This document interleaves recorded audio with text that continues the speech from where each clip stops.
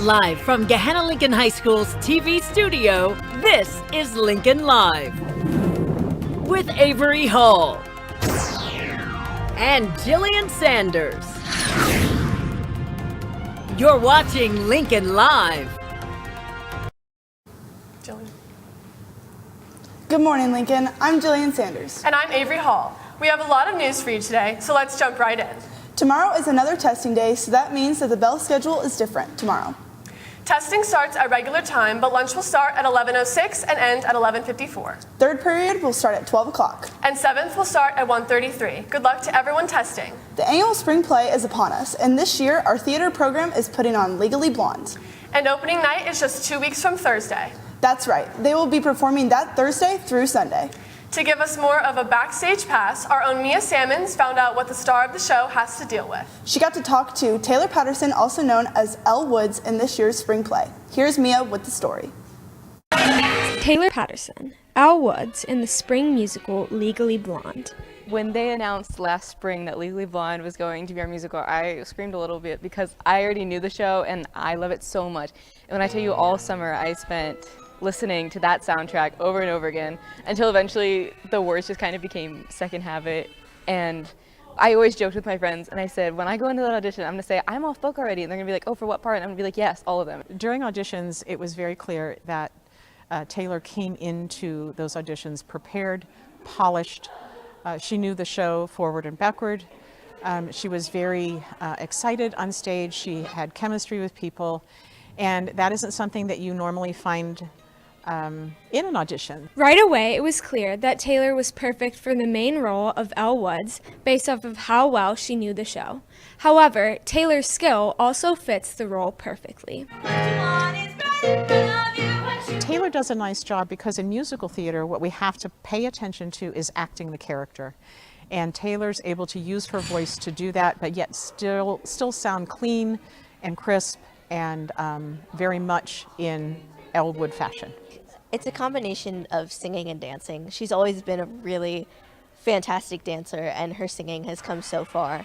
She's grown so much and it's just been so awesome to watch on the sidelines, especially as an assistant director. Taylor is the whole package in terms of singing, dancing, and acting, which is very important because Elle Woods is a big part to take on. For the role of Elle, she's in pretty much every scene. So she's at almost every single rehearsal. And she also practices outside of her voice lessons and her dance lessons. So not only is she working at the school, but also outside the school on top of all of her schoolwork and extracurriculars. Being the main part of this show is so much work, but one dance is even harder than the others. It has to be so much better because it's at the end of Act 1, it's a sprint and a marathon, because your dancing, singing, acting is like on 10 for that entire number. It's long-ish and there's a huge note at the end and you're out of breath and all of the things are just combined in that one song and the adrenaline's pumping, so that'll be a fun, challenging one to do. Although Taylor has got her hands full with this part, she has the talent, hard work, and passion to make this role come to life. This is Mia Sammons for Lincoln Live. The Lincoln Book Club is climbing the ranks. Last Tuesday, during the Regional Battle of the Books competition, the club took second place against Westerville Central and won a trophy for their success for the first time ever. We caught up with one of the club's presidents, Jaden Cohey, for more on the moment. When we won, feeling just insanely overjoyed. I mean, we worked so hard and we put so much preparation and time and effort, into this competition. So when we went in there and we kept progressing through the brackets and beating teams, I was like, oh my gosh, we have a chance. We can really win this. And I was willing to put money on it. We are going to get at least second, first place. And it was a huge accomplishment. We just felt really proud of ourselves that all of our hard work paid off. Thanks, Jaden. Earth Day is coming up this Friday, and our environmental club here at GLHS has a great opportunity for you to be able to give back to our planet. Here's Nia Hodge with more information. Hey Lions, Environmental Club is holding a 1-week-long Earth Day campaign from this Wednesday to next Wednesday. If you want to find out more information about how you can get involved, you can come to our meeting next Wednesday at the end of the challenge, and you can follow our Instagram at GLHS Environmental Club for more information. Thanks. Attention S Club members. Your next meeting is Thursday from 3 to 4:15. You're meeting in the gym next to the weight room for Zumba. Please wear comfortable clothes and sneakers. Bring friends and all are welcome. Again, that's this Thursday from 3 to 4:15 in the gym by the weight room. Hey Avery, we have someone else joining us today. I think you're right. We have future Mrs. Mallon. How are you doing today? I'm doing great. How are you guys? Pretty good. Good. So what do you have for us today? Well, senior Anne Kuhn is home from a trip to Belfast, Northern Ireland after competing in the 50th World Irish Dancing Championship. She qualified following a meet in November after competing in the U18 girls solo group, which is the most popular category for competitive Irish dancing. She didn't make it into the top half of competitors while at Worlds, but said that the meet was still an extremely positive experience. Here's Anne to talk about the overall experience while in Ireland.